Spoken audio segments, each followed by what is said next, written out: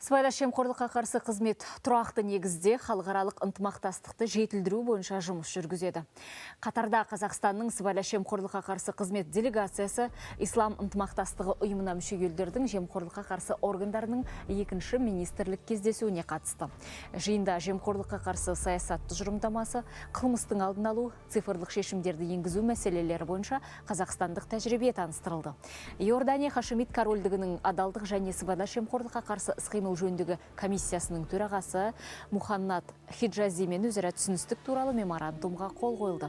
Бұл құжат Қазақстан мен Иорданияның сыбайлас жемқорлыққа қарсы органдар арасындағы екі жақты өзара іс-қимылды нығайтады. Қазақстанның сыбайлас жемқорлыққа қарсы қызметі жемқорлыққа қарсы саясат тұжырымдамасының заңнамалық бастамаларды іске асыру, алдын алу және қылмыстық құқықтық шараларды қолдану, цифрлық шешімдерді енгізу, оның ішінде ақшаны бояу, қылмыстық активтерді іздеу және қайтару мәселелері бойынша жемқорлыққа қарсы іс-қимылдың қазақстандық тәжірибесін таныстырды.